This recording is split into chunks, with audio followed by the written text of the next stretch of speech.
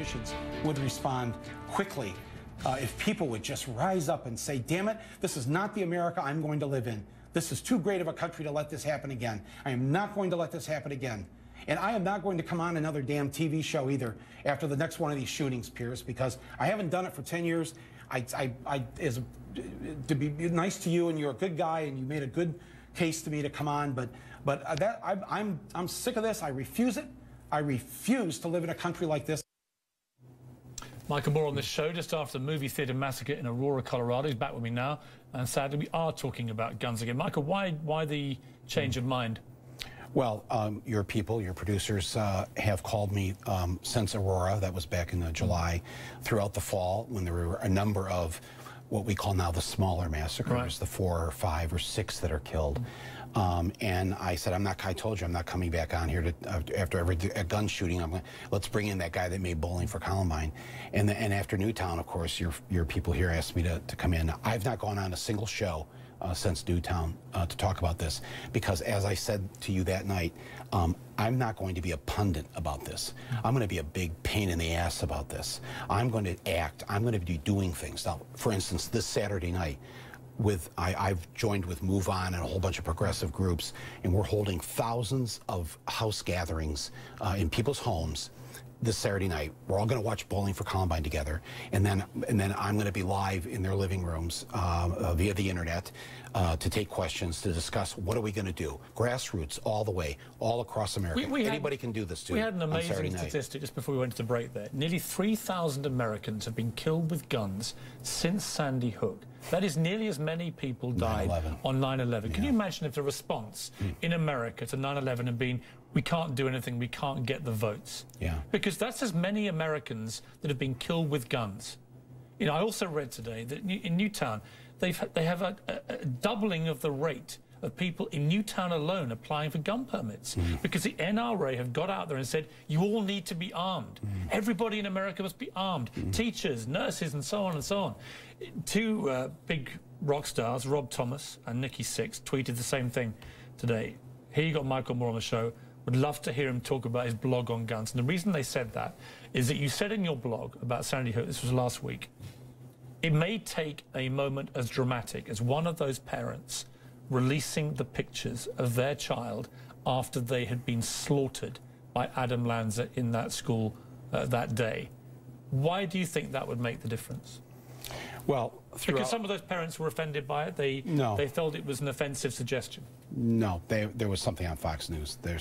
Nobody was offended, actually, because everybody knows, and the people that I know in Newtown know that that you would want this to happen only if the parents approved of it. In my blog last week, I talked about a young man by the name of Emmett Till. In 1955, he's a young black kid who was murdered down south simply because he was black. And his mother insisted that there be an open coffin because she wanted photographers, the news people, to see what happened to this 14-year-old boy, to see what racism and bigotry does. That galvanized the country back then. And it was just 3 months later that Rosa Parks refused to get up out of her seat on that bus. The images of Vietnam, My Lai, the little girl running down the street, the road with napalm burning the skin off of her. These were powerful images that turned the country against this immoral war. But that's why the people in charge have wised up. They don't want, like I said earlier, they don't want to show these images anymore because they know what it does to people. And I just said in this blog that we live in a different age now with the internet and everything. Don't be surprised if a parent, and there already was one parent, the parent of Noah Posner, Veronique, who did not want the casket closed until the governor of Connecticut came there. She wanted the governor to see essentially half of Noah's face blown off. They don't want, the gun makers and NRA don't want you to see this. Adam Lanza, and I don't even like to even say his name because I don't want any of these people to be getting, you know, the thing that they're looking for, the fame or whatever. But, you know, he fired up to 11 bullets into each child. Into each child. Now, so what that means is, remember, he's very close. He's got an assault rifle. He's very close to a 6-year-old. He's blowing these kids to pieces. Let's not sugarcoat this. The first bullet, that's right. And the first bullet kills the little child. What kind of then mind says, you know, I've killed, now I'm going to put 10 more bullets. And if people could see at close range what those kind of bullets out of a Bushmaster would do to a little child's body, that'd be the end of Harry Reid and the so-called gun debate and all that. We would have laws that we need in this country within a month. And so perhaps there will be a parent, perhaps there'll be somebody in law enforcement, perhaps somebody will just say, you know, with the parents' permission, I think that America must not look away. That's what we've been doing. But we like to look away. Here's what's going to happen, Mike. You know, our child isn't over in Iraq or Afghanistan, so we don't have to think about it. When you came on after Aurora, you were very passionate, and you said, I'm sick of this.